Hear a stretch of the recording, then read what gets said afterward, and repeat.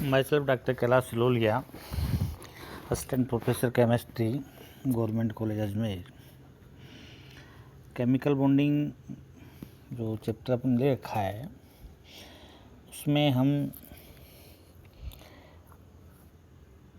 दो परमाणु के मध्य जो इलेक्ट्रॉन की शेयरिंग से बॉन्ड बन रहा है जिसे हम कोवैलेंट बॉन्ड कहते हैं, इसको एक्सप्लेन करने के लिए कई थ्योरीज दी गई, जिसमें एक अष्टक पूर्ण करने का सिद्धांत दिया, बाद में वीवीटी दिया,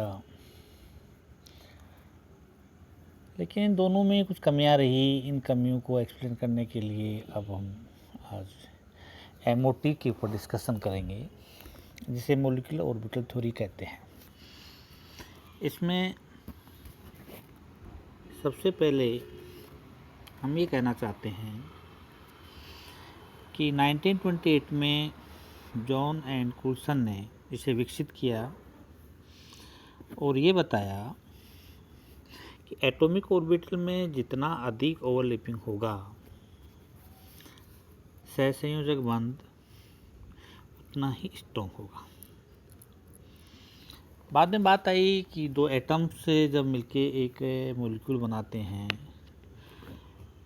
तो दोनों एटम के इलेक्ट्रॉन बंध बनाने के बाद में अपनी आइडेंटिटी को खो देते हैं और वह इलेक्ट्रॉन दो नाभिकों के मध्य या दो न्यूक्लियस के मध्य डिलोकलाइज रहते हैं, लोकलाइज रहते हैं, घूमते रहते हैं। इस प्रकार से हमने देखा कि जो एटॉमिक ऑर्बिटल हैं वो मोनोसेंट्रिक होते हैं, एक ही न्यूक्लियस होता है, लेकिन जब मॉलिक्यूल बन जाता है तो पॉलीसेंट्रिक हो जाते हैं। इसी आधार पे कुछ एमओटी के पॉइंट्स बताए गए कि एमओटी में रिक्त हैं, फुल फिल, हाफ फिल्ड, ये ऑर्बिटल भाग लिख सकते हैं। जितने एटॉमिक और भाग लेंगे उतने ही नए कक्षक बनेंगे। सभी कक्षक सिमेट्रिक होते हैं और इलेक्ट्रॉन हाफ-बॉब प्रिंसिपल के अनुसार भरे जाते हैं।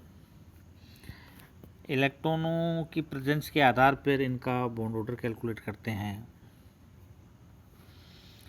इस प्रकार से इसके कुछ नियम्स हैं जिनको हमने बताया। अब हम बात करते हैं कि एटॉमिक ऑर्बिटल से मॉलिक्यूलर ऑर्बिटल किस प्रकार से बनते हैं। इसके लिए दो विधियां दी गई हैं। एक विधि को कहते हैं हम LCAO और दूसरे को कहते हैं यूनाइटेड मेथड। जब LCOA की बात करते हैं तो इसका मीनिंग होता है linear combination of atomic orbital, और इसमें हम ये कहते हैं कि इलेक्ट्रॉन की जो प्रॉपर्टी है वो वेव लाइक है और इस वेव लाइक स्ट्रक्चर्स में या वेव लाइक प्रॉपर्टी के कारण उसके जो वेव फंक्शंस हैं उनका ओवरलैप होता है, और ओवरलैप यदि सिमिलर साइंस का सिंक साइन है तो वो मैक्सिमम होगा, और यदि अपोजिट डायरेक्शन में या अपोजिट साइंस हैं तो वो बॉन्ड कैंसिल आउट होगा। इस प्रकार से समान पॉजिटिव चिन्ह वाले जो हैं वो बॉन्डिंग ऑर्बिटल होंगे और जो नेगेटिव वाले हैं वो एंटी बॉन्डिंग होंगे। और ये बताया कि बॉन्डिंग ऑर्बिटल की जो एनर्जी है वो एटॉमिक ऑर्बिटल से भी कम होती है और वो स्थायी होते हैं। और इसके बेस पे हमने एक ही डायग्राम दिया जिसको ये बताया बॉन्डिंग, ये एटॉमिक ऑर्बिटल हैं, इन दोनों से एमओ बना, इसकी एनर्जी इससे कम हो गई। फिर हमने इसी को यहाँ डिस्कशन किया कि इनकी एनर्जी कम हो गई और ये साइन विपरीत हैं, अलग है, नेगेटिव चार्ज है, तो ये अपोजिट डायरेक्शन चले गए तो इनकी एनर्जी बढ़ गई। जब एनर्जी बढ़ी तो इनमें अनस्टेबिलिटी आ गई और इलेक्ट्रॉन डेंसिटी कम है। इस प्रकार से ये लूज बॉन्डिंग है या बॉन्डिंग नहीं है। ये बात हम इस सिद्धांत पर LCO की बात पे हम समझाते हैं। फिर इसके मध्य एक ग्राफ खींचते हैं तो ग्राफ में ये बताया हमने कि इलेक्ट्रॉन डेंसिटी और इनके मध्य ग्राफ खींचें, ये खींचें तो हम ये पा रहे हैं कि इलेक्ट्रॉन डेंसिटी बढ़ने के साथ साथ ये इलेक्ट्रॉन डेंसिटी बढ़ी, बॉन्ड लेंथ बढ़ रही है, उसके बाद में एक निश्चित मैक्सिमम बाद में डाउन में आ गई। तो यहाँ दो प्रकार की बातें कि एक एंटी बॉन्डिंग उसकी एनर्जी ज़्यादा है, एक बॉन्डिंग उसकी एनर्जी कम है। इससे शाई फंक्शन निकाले, शाई स्क्वायर ए माइनस बी, यदि इसका होल स्क्वायर निकालते हैं और कैलकुलेट करते हैं तो शाई के बराबर हो जाता है शाई स्क्वायर इक्वल टू शाई ए स्क्वायर प्लस शाई बी स्क्वायर।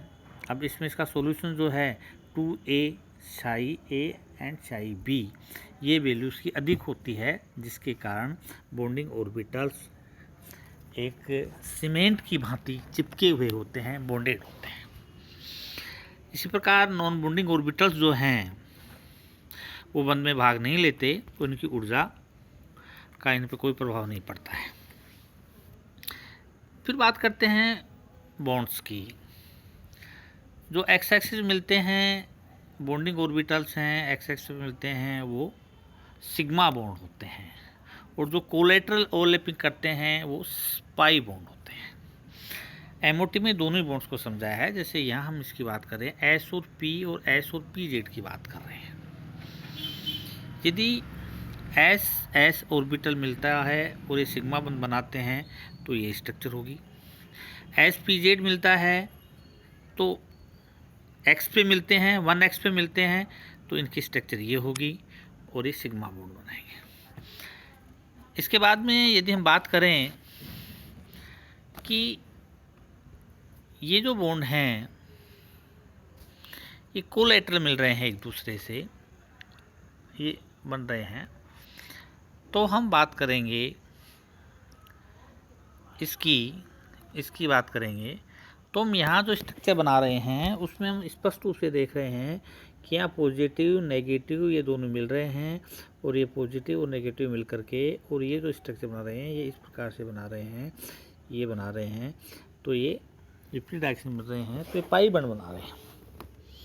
तो ठीक इसी प्रकार से पाई बंध जहाँ बनता है वहाँ ओवरलैपिंग कम होता है और वीक बॉन्ड होता है, और जहाँ सिग्मा बनता है वो एक्स पे मिलते हैं, एक्स एक्स तो ओवरलैपिंग होती है, ओवरलैपिंग अधिकतम होती है, इसके कारण ये स्ट्रॉन्ग बॉन्ड बनता है। ये हम बात कर रहे हैं ये पाई बॉन्ड की। उसके बाद में इलेक्ट्रॉन भरने के क्रम की बात करते हैं तो हम कहते हैं हाइड्रोजन से लेकर के नाइट्रोजन तक जो एटॉमिक ऑर्बिटल की एनर्जी होती है उसमें पाई पी एक्स और पी वाई लोअर एनर्जी के होते हैं, और लोअर एनर्जी के होते हैं, और पी जेड जो है एक्सेज में है वो हायर एनर्जी पे होता है। और जैसे ऑक्सीजन आ जाता है तो इलेक्ट्रॉन की पेयरिंग होने के कारण पी एक्स और पी वाई की एनर्जी बढ़ जाती है, तो पी एक्स और वाई पाई वाले ऊपर चले जाते हैं और पी जेड लो एनर्जी में आ जाता है, और पहले वहाँ एक्सियल बॉन्डिंग होगी। इस प्रकार से इस क्रम में ये इलेक्ट्रॉन यहाँ भरे जाएंगे। बात करते हैं हेटेरो एटम्स की। हेटेरो एटम में हेटेरो न्यूक्लियस होते हैं, अर्थात एक परमाणु अलग और दूसरा परमाणु दूसरा होता है। जैसे HF की बात करें, NO की बात करें, CO की बात करें। इसके मॉलिक्यूलर ऑर्बिटल में एक बात ये देखते हैं कि जिसकी इलेक्ट्रोनेगेटिविटी अधिक होती है और आकार शेप, यदि नेगेटिव का शेप ज़्यादा है और पॉजिटिव की इलेक्ट्रोनेगेटिविटी ज़्यादा है तो उसको पोलराइज कर देता है। पोलराइज करने का उसमें आयनिक करैक्टर आ जाता है, आयनिक करैक्टर से कोवालेंट करैक्टर आ जाता है, सॉरी। और इसको हमने बात की, जैसे HF की बात की, तो इसमें ये बात का ध्यान रखा जाता है कि जो मोर इलेक्ट्रोनेगेटिव होता है वो लो एनर्जी पे होता है, और लेस इलेक्ट्रोनेगेटिव एटम जो हैं वो हायर एनर्जी पे होते हैं, और जो इलेक्ट्रॉन बंद में भाग नहीं लेते उनकी एनर्जी एटॉमिक ऑर्बिटल के बराबर ही होती है। जैसे हमने ये एग्जांपल लिया है, यहाँ ये बंद में भाग नहीं लेते तो इनकी एनर्जी एटॉमिक ऑर्बिटल के बराबर है। यहाँ पी का केवल 1s पार्ट, पी जेड कक्षा का इलेक्ट्रॉन पार्ट करता है तो इसकी एनर्जी नीचे शो कर दी, HF से बना दिया, बॉन्डिंग हो गई। इस प्रकार से हेटेरोएटम की बात करेंगे। NO2 की बात, HF की बात की हमने। HF के बाद में हम बात करते हैं NO2 की। तो NO2 की बात करेंगे तो NO2 में हम ये कहेंगे कि ऑक्सीजन के इलेक्ट्रोनेगेटिव अधिक है तो इसको लो एनर्जी पे लेंगे, ये लो एनर्जी पे लिया। नाइट्रोजन की अधिक है, कम है तो इसको हाई एनर्जी पे लिया। इसमें सारे इलेक्ट्रॉन बॉन्डिंग में पार्टिसिपेंट कर रहे हैं, इसलिए यहाँ नॉन बॉन्डिंग हमने नहीं शो किया। ये नीचे वाले बॉन्डिंग हैं, इनकी एनर्जी कम हो गई। ये ऊपर वाले एंटी बॉन्डिंग हैं, इनकी एनर्जी लो हो गई। एंटी बॉन्डिंग के एक पाई पी एक्स में इलेक्ट्रॉन जा रहा है, इसलिए इसकी एक बॉन्डिंग कैंसिल हो जाती है। तो यहाँ बॉन्ड ऑर्डर जब हम कैलकुलेट करेंगे तो बॉन्ड ऑर्डर कैलकुलेट करेंगे 6 - 1 5 5/2। 5/2 का मतलब हो जाएगा नाइट्रोजन 1 2 फिर हाफ डैशेज लाइन से शो करते हैं। ये हमारे ये बात होगी। ठीक, इस बार CO की बात करेंगे तो CO में हम ये बता रहे हैं, ये CO की बात कर रहे हैं जिसमें भी ये लो एनर्जी के होते हैं और यहाँ PX PY में इलेक्ट्रॉन भरे जा रहे हैं। तो यहाँ जो बॉन्ड ऑर्डर होगा वो 4 - 0/2 तो 2 होगा, C डबल बॉन्ड O हो जाएगा। ये इस प्रकार से बॉन्ड ऑर्डर कैलकुलेट करते हैं। इसके बाद में इसका इलेक्ट्रॉन कॉन्फ़िगरेशन की बात करते हैं। तो इलेक्ट्रॉन कॉन्फ़िगरेशन में हम वही करते हैं जैसे इसकी MOT की जब बात कर रहे हैं तो हम स्पष्ट रूप से कह रहे हैं कि एटॉमिक ऑर्बिटल के ओवरलैपमेंट से मॉलिक्यूलर ऑर्बिटल बनते हैं। तो हम ये कह रहे हैं ये AO, ये AO, ये MO। अब इलेक्ट्रॉनिक कॉन्फ़िगरेशन MO का लिखते हैं, मॉलिक्यूलर ऑर्बिटल का लिखते हैं। तो सबसे पहले जैसे इलेक्ट्रॉन के लिखा मतलब 1s ऑर्बिटल पार्टिसिपेट नहीं करता है, तो फिर sigma 2s2 sigma star 2s2 and then 2 pi px pi py and sigma pi z pz। इस प्रकार से इलेक्ट्रॉनिक कॉन्फ़िगरेशन भर दिया जाता है, भर देते हैं, कोई दिक्कत नहीं। इसके जो एडवांटेज या इम्पोर्टेंस हैं वो सीधे साधे हैं कि इससे मैग्नेटिक प्रॉपर्टी को शो किया जाता है, बंद लंबाई का निर्धारण किया जाता है बॉन्ड ऑर्डर के आधार पे, और इसकी स्टेबिलिटी की जब बात की जाती है तो उसको भी हम इससे एक्सप्लेन करते हैं। ये इसके जैसे यहाँ O2- की बात की, इनकी स्टेबिलिटी ऑर्डर बताया गया इसका, तो बताया कि इनका बॉन्ड ऑर्डर जैसे जैसे बढ़ रहा है वैसे वैसे वो स्टेबल है। इस प्रकार से शॉर्ट एंड स्वीट हमने इसके बारे में डिस्कशन किया। इसमें मुख्य रूप से जो बात है वो ये आती है कि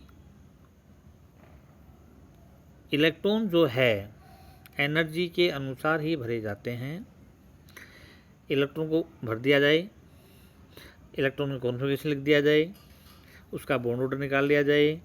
यदि इलेक्ट्रॉन अनपेयर्ड हैं तो मैग्नेटिक प्रॉपर्टी पैरामैग्नेटिक और डायमैग्नेटिक पेयरिंग है तो डायमैग्नेटिक होगा। इस प्रकार इसको प्रदर्शित कर देते हैं। ये अपने MOT की बात यहाँ कंप्लीट हो जाती है। उसके बाद में इसी चैप्टर में एक अपने है multicentric bonding in electron deficient compound या मॉलिक्यूल्स। इसका सीधा साधा अर्थ ये है कि वे मॉलिक्यूल जिनका अष्टक इनकम्प्लीट है और स्थायी हैं उन्हें हम इलेक्ट्रॉन डेफिशिएंस कहते हैं। और यहाँ एक बॉन्ड में 2 इलेक्ट्रॉन होते हैं तो 2 इलेक्ट्रॉन 2 सेंटर एक कंसेप्ट होता है वो फॉलो नहीं होता, अर्थात 2 इलेक्ट्रॉन 2 सेंटरों के मध्य कार्य नहीं करते, 2 इलेक्ट्रॉन 3 सेंटरों के मध्य कार्य करते हैं, तो हम इसे 3 सेंटर 2 इलेक्ट्रॉन सिस्टम कहते हैं। और इसमें बेसिक रूप से जिसके वैलेंस सेल में 3 इलेक्ट्रॉन होते हैं उनकी हम बात करते हैं, और ये होते हैं boron, aluminium, gallium and germanium, gallium, indium और थेलियम, इनकी बात करते हैं। तो इनके अंतिम कोष में आउटर मोस्ट में 3 इलेक्ट्रॉन हैं और 3 से पेयरिंग करते हैं। पेयरिंग करने के बाद में जब ये बनाते हैं तो इसके 6 इलेक्ट्रॉन होते हैं। तो अष्टक इनकम्प्लीट है। इसको हमने एक्सप्लेन किया है B2S6 में किया। तो हमने ये कहा कि यहाँ sp3 हाइब्रिडाइजेशन है, यहाँ एक ऑर्बिटल वैकेंट है। ये एक ऑर्बिटल वैकेंट में ये 3 इलेक्ट्रॉन रेजोनेंस के द्वारा स्टेबिलिटी तय करते हैं और यहाँ 3 सेंटर 2 इलेक्ट्रॉन सिस्टम से इसकी स्टेबिलिटी आ जाती है। हमने एक ही एग्जाम्पल का एक ही भी दिया है जिसमें लिथियम के कार्बाइड्स की बात की है कि R4 या CH3 Li4 का एग्जाम्पल दिया है, जिसमें 4 सेंटर के मध्य 2 इलेक्ट्रॉन कार्य करते हैं। एक रेजोनेंस स्ट्रक्चर है, ये भी स्टेबल होता है। एल्यूमिनियम क्लोराइड की बात की तो हमने इकाई डाइमर के रूप में पाया जाता है और जल में जब विलय करते हैं तो इसका डाइमर संरचना विलुप्त हो जाती है। फिर जैसे हम बात कर रहे हैं इसके आगे ट्राईमिथाइल एल्यूमिनियम की बात कर रहे हैं। तो ट्राईमिथाइल एल्यूमिनियम की जब बात करते हैं तो भी हम यही कहते हैं कि ये भी डाइमराइज है और 2 electron 2 system and 3 centre 2 electron system दोनों को आता है। बेरियम क्लोराइड की बात करते हैं तो वो भी वेपर स्टेट में डाइमर है और 1200 डिग्री केल्विन पर ये मोनोमर के रूप में चेंज हो जाता है। ये इस प्रकार से इलेक्ट्रॉन डेफिशिएंस कंपाउंड थे तो स्टेबल हैं, इनकी हमने बात की।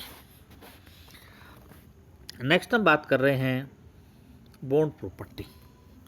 बॉन्ड प्रॉपर्टी बात करें तो इसमें सीधी सादी 2-3 बातें हैं। Bond length, we know that 2 nucleus के मध्य की दूरी का आधा भाग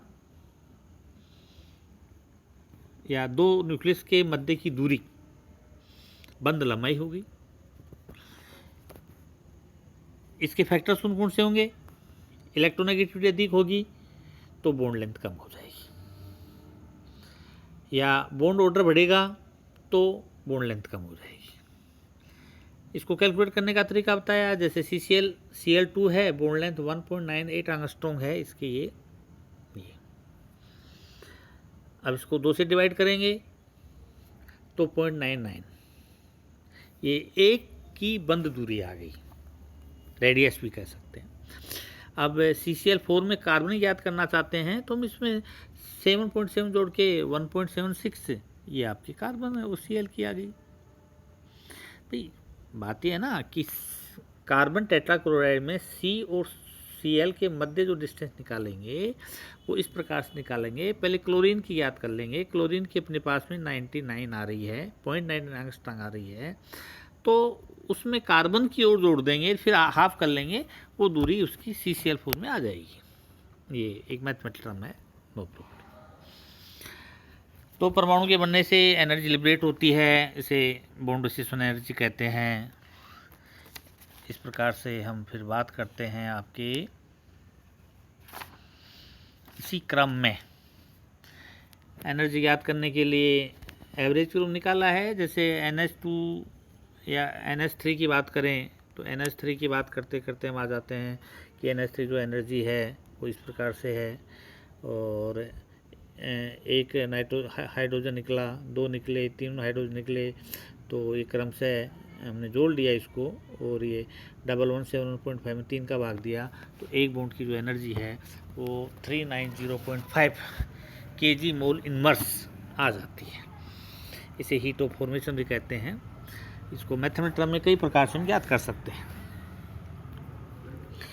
नेक्स्ट बात करते हैं कि इसको फैक्टर करने वाले फैक्टर कौन से होंगे। वही हैं कि यदि परमाणु का आकार बड़ा है तो एनर्जी का मान कम होगा, ऑर्डर अधिक है, बॉन्ड ऑर्डर अधिक है तो बॉन्ड स्ट्रॉन्ग होगा तो एनर्जी भी अधिक होगी, और s ऑर्बिटल अधिक हैं तो न्यूक्लियस के नज़दीक होने के कारण इनको डिसोसिएट करने में अधिक एनर्जी चाहिए तो वो भी अधिक होगा। पोलराइज है, कंपाउंड पोलराइज है तो आयनिक करैक्टर आ जाएंगे तो भी बॉन्ड एनर्जी अधिक होगी।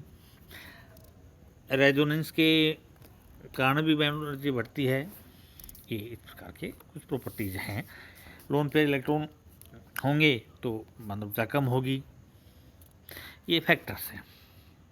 अब अपन एक इम्पोर्टेंट फैक्टर पे बात कर रहे हैं जिसे डाइपोल मोमेंट कहते हैं।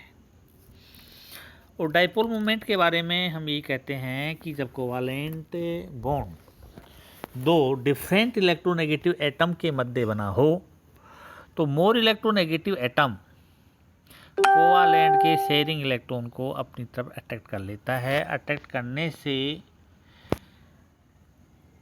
उस मॉलिक्यूल में उपस्थित एटम्स के ऊपर नेगेटिव और पॉजिटिव पार्शली चार्ज डेवलप हो जाता है। पार्शली चार्ज डेवलप होने के कारण वहाँ पोलराइज हो जाता है बॉन्ड, और पोलराइज के साथ साथ वो आयनिक करैक्टर आ जाते हैं। अब डिग्री ऑफ पोलराइजेशन जो है वो हम म्यू से डिनोट करते हैं, ये म्यू से, और इसका मतलब होता है ई गुणा एल।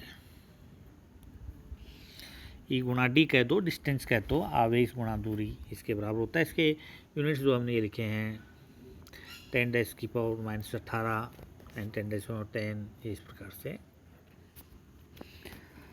यहाँ एक बहुत ही बेसिक कंसेप्ट बात मैं करना चाहता हूँ कि डाइपोल मोमेंट एक वेक्टर है, हिंदी में कहते हैं एक सदिश राशि है, और सदिश राशि होने के कारण ये डायरेक्शन के अनुसार इसका एडिशन और सब्सट्रैक्शन जोड़ना या बाकी करना होता है, माइनस करना होता है, ये इस बेस पे कार्य करती है।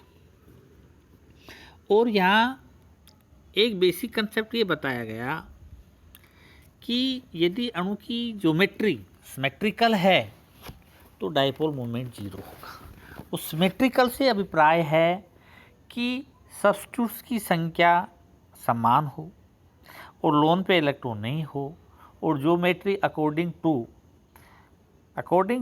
हाइब्रिडाइजेशन हो। जैसे CH4 सिमेट्रिक है, CCl4 सिमेट्रिक है, लेकिन CSCl3 सिमेट्रिक नहीं है, क्योंकि 4 सब्स्टिट्यूट में से 3 एक हैं और एक अलग है, तो यहाँ पोलराइजेशन आ जाएगा, और पोलराइजेशन आने के कारण ये डाइपोल मोमेंट डेवलप हो जाएगा। ये बात यहाँ बेसिक रूप से मैं कहना चाहता हूँ। जैसे CO2 है, CClO4 है, ये जो एग्जाम्पल दिए हैं, इन सब का म्यू जीरो होता है क्योंकि सिमेट्रिक है। एसिमेट्रिक की बात करते हैं तो हम ये कहते हैं कि जहाँ या तो लोन पे इलेक्ट्रॉन आ जाए या सब्स्टिट्यूट लगा जाए, तब उसमें हुआ। इसके लिए ये बेसिक कंसेप्ट है कि जो सेंटर एटम है उसके ऊपर की ओर लोन पे इलेक्ट्रॉन को माना जाता है। जैसे H2O है तो लोन पे इलेक्ट्रॉन ऊपर की तरफ मान ली गई। अब यदि सेंटर एटम से लेस इलेक्ट्रोनेगेटिव सब्स्टिट्यूट जुड़ा हुआ है तो डाइपोल मोमेंट का मान बढ़ जाएगा, क्योंकि वन डायरेक्शनल वेक्टर हो गया। और यदि जैसे यहाँ दो एग्जाम्पल दिए हैं, NH3 और इसका एग्जाम्पल दिया, NF3 का एग्जाम्पल दिया, इसकी बात करते हैं। NH3 में बात कर रहे हैं तो लोन पे इलेक्ट्रॉन ऊपर की तरफ है, और नाइट्रोजन और हाइड्रोजन के मध्य जो कोवालेंट बॉन्ड है उसके इलेक्ट्रॉन का एरो भी सेंटर एटम की तरफ ही है, तो दोनों वेक्टर जुड़ गए तो इसका मान अधिक हो गया। और NF3 की बात करते हैं तो यहाँ लोन पे इलेक्ट्रॉन नाइट्रोजन ऊपर की तरफ हैं, और F फ्लोरीन की इलेक्ट्रोनेगेटिविटी नाइट्रोजन से अधिक होने के कारण बॉन्ड पे इलेक्ट्रॉन नीचे की तरफ हैं, तो यहाँ सब्सट्रैक्शन हो गया, माइनस हो गया, इसलिए डाइपोल मोमेंट का मान कम है। ठीक इसी प्रकार से नेक्स्ट सिस ट्रांस की बात करते हैं तो कहते हैं ट्रांस का डाइपोल मोमेंट जीरो होता है, सिस का होता है। ऑर्थो मेटा पैरा की बात करते हैं तो हम ये कहते हैं ऑर्थो मेटा का डाइपोल मोमेंट होता है, पैरा का मान जीरो हो जाता है यदि समान सब्स्टिट्यूट है तो। इस प्रकार से इसकी प्रॉपर्टीज़ हैं, क्वेश्चन भी आते हैं। और इसकी एप्लीकेशंस की बात करें तो हम ये कहते हैं कि इसे आयनिक करैक्टर्स का डिटर्मिनेशन किया जाता है, और आयनिक करैक्टर का लिए हमने क्या है प्रतिसलेक्शन equal to observe upon calculated गुणा 100 करते हैं तो आयनिक करैक्टर आ जाता है, इसमें जो भी होगा वो आ जाएगा। नेक्स्ट बात करते हैं हम इसके ग्राफ की, या पोलिंग ने एक मेथड दिया कि HCl का या किसी का प्रतिशत ionic equal to 16 and XA minus XB plus 3.5 XA minus XB, ये जो फॉर्मूला हमने दिया है यहाँ, इसको अगले पेज पे दैट इज ये, इसे कैलकुलेट कर लेते हैं, जो आता है उसका प्रॉपर्टी को करैक्टर्स के बारे में बताता है। इसके बाद में ये जो केमिकल बॉन्डिंग है इसको समराइज करते हैं, तो इसमें पहले वीबीटी की बात करते हैं, जिसमें लीनियर कॉम्बिनेशन आता है, एलसीओ मेथड आता है, इसकी लिमिटेशंस आती हैं, हाइब्रिडाइजेशन आता है, वेस्पर थ्योरी आती है। वेस्पर थ्योरी में लोन पे इलेक्ट्रॉन के कारण होती है। उसके बाद में हमने इसको यहाँ भी बताया है एक अलग सिस्टम से भी कि ये इलेक्ट्रॉन किधर जा रहे हैं। यदि केंद्रीय परमाणु से बॉन्ड पेयर दूर जा रहे हैं तो बॉन्ड एंगल का मान कम होगा, और यदि बॉन्ड पेयर केंद्र परमाणु की ओर आ रहे हैं तो बॉन्ड एंगल का मान अधिक होगा। हेट्रो न्यूक्लियर मॉलिक्यूल में विद्युतीयता जितनी अधिक होती है वह कम ऊर्जा स्तर पर आता है, तथा ये हम हेट्रो न्यूक्लियर की बात कर रहे हैं, एमओटी की, और फिर ये आपके 2 सेंटर 3 इलेक्ट्रॉन सिस्टम की बात कर रहे हैं, एलपी की बात कर रहे हैं। इस प्रकार से इस चैप्टर की अधिकतर बातें हमने डिस्कशन कर ली, ये इनके तथ्य हैं। नेक्स्ट हम हाइड्रोजन बॉन्डिंग और वान डेर वाल्स फोर्स के बारे में कल लेक्चर डिलीवर करेंगे। Thank you.